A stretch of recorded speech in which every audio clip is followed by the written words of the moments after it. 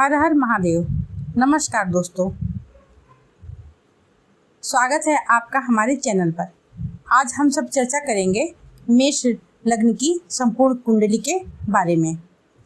मेष लग्न वालों का जीवन कैसा होता है, हर भाव में कौन सी राशि आती है उनके कुंडली में और उसका क्या प्रभाव पड़ता है उनके जीवन में, और जीवन में इन्हें किन किन क्षेत्रों में सफलता मिलती है, ये सब हम आज विस्तार से जानेंगे। तो चलिए शुरू करते हैं। मेष लग्न की जीवन यात्रा जो होता है मेष लग्न, ये काल पुरुष की कुंडली भी इसी मेष राशि की बनती है। तो इसी को अब हम डिटेल में जानने का प्रयास करते हैं। यदि आप मेष लग्न के हैं, मेष राशि है, तो इसके स्वामी बनते हैं मंगल। अब मंगल कौन है? मतलब कि ग्रहों के सेनापति ग्रह हैं, जो साहस और पराक्रम के कारक होते हैं। लग्न में मेष राशि है, मंगल स्वामी है। यह भाव व्यक्ति के शरीर, स्वभाव और पूरी पर्सनालिटी बताता है। मेष लग्न वाले जातक ऊर्जावान, साहसी, बहुत तेज तर्रार और बहुत आत्मविश्वासी और नेतृत्व गुणों से संपन्न होते हैं। मतलब कि जन्मजात नेता, लीडरशिप होता है इनके में। स्वभाव में जल्दी गुस्सा और उतावलापन भी बहुत होता है, मतलब धैर्यहीन होते हैं। मंगल क्या होता है? सेनापति ग्रह है और ये धैर्यहीन ग्रह है। तो जो मेष राशि वाले लोग होंगे, तो अगर उनके मंगल मजबूत हैं तो थोड़ा सा उनके में धैर्यहीनता भी होगी, मतलब कि बहुत ज़्यादा उतावलापन भी होता है। स्वभाव में बहुत गुस्सा होता है। जीवन का केंद्र बिंदु मैं यानी स्वयं का विकास और स्वयं ही आगे बढ़ने का होता है। मतलब कि हर जगह वो सिर्फ अपने आप को देखते हैं और अपने आप का ही विकास करने में लगे रहते हैं। द्वितीय भाव होता है, वहाँ से बाड़ी कुटुंब का विचार होता है और धन का विचार होता है, पैतृक संपत्ति का भी विचार होता है। तो यहाँ पड़ती है वृषभ राशि, जिसके स्वामी होते हैं शुक्र।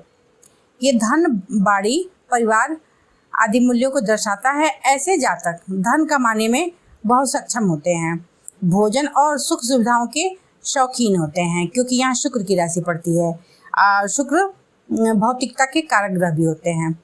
बाड़ी में मिठास तो नहीं होता है, लेकिन अगर शुक्र बैठ जाए तो बहुत इनकी बाड़ी जो बहुत मीठी होती है, परिस्थिति के अनुसार तीखी भी हो जाती है। परिवार से बहुत लगाव होता है इनको और खान पान बहुत इनका अच्छा होता है, मतलब कि अच्छे खाने पीने के शौकीन होते हैं। तीसरे भाव में बुध की राशि आती है, मिथुन राशि। यह भाव जो है छोटे भाई बहन का होता है। संचार और प्रयास का भी भाव होता है, मतलब कि संघर्ष करने का भी भाव होता है।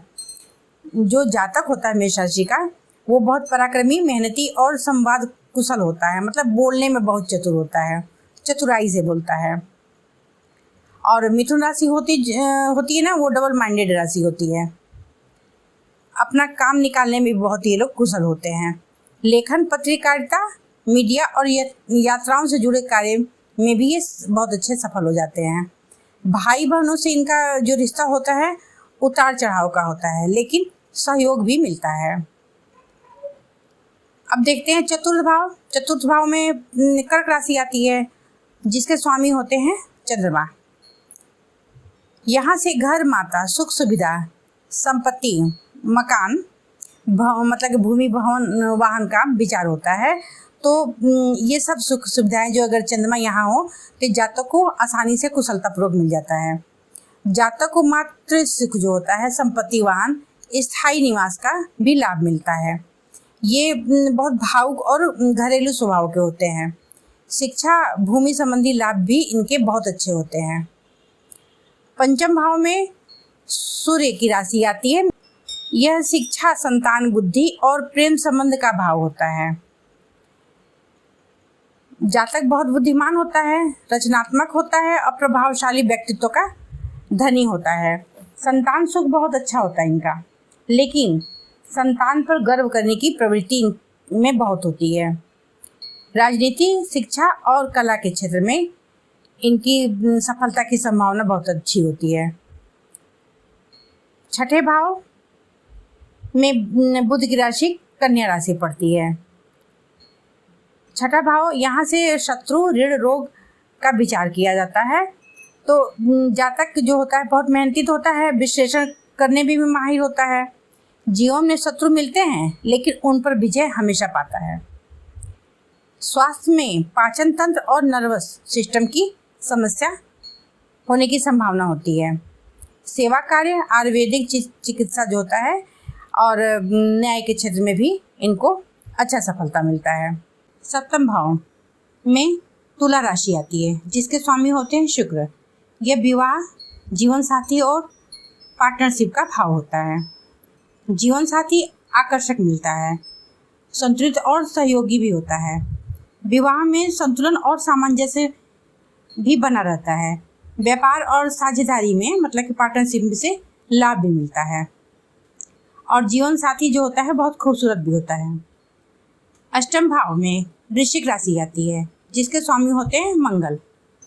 यह भाव रहस्य का, गुप्त भाव का स्वामी मंगल होता है जो परिवर्तन, दुर्घटना और आयु का भी भाव होता है। जातक का जीवन उतार चढ़ाव और अचानक घटनाओं से भरा हुआ होता है।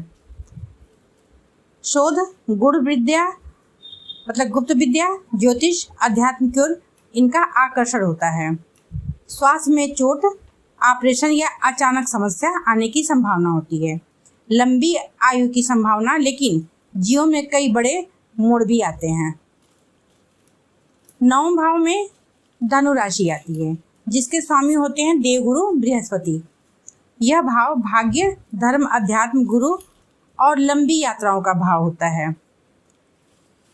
जातक धार्मिक और न्यायप्रिय और विद्या प्रेमी भी होता है। गुरु और बुजुर्गों का आशीर्वाद भी इनको मिलता है। भाग्य में जीवन मतलब कि जीवन में भाग्य का सहारा होता है। विदेश यात्रा की संभावना भी इनकी बनी होती है। जातक भाग्यशाली भी होता है। दशम भाव में मकर राशि आती है जिसके स्वामी होते हैं शनि। यह कर्म, कैरियर और सामाजिक प्रतिष्ठा का भाव होता है।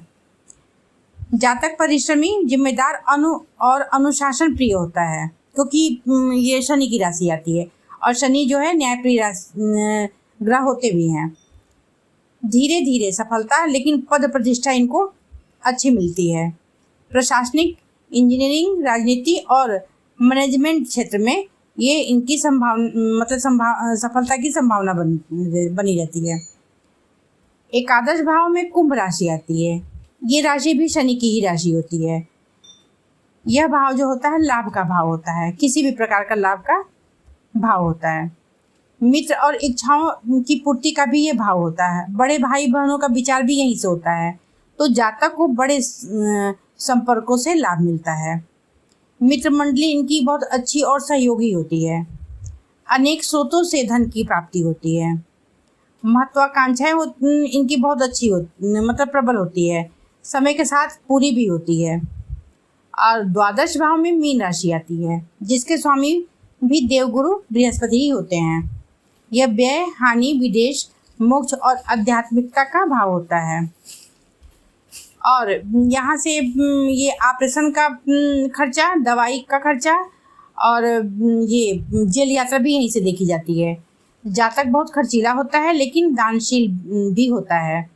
विदेश यात्रा, अस्पताल और स्थानों से इनका संबंध थोड़ा सा संभव होता भी है। आध्यात्मिक झुकाव और दया भाव इनका मतलब इनके में दया भाव ज़्यादा होता है। ध्यान और साधना से इनको सफलता मिलती है।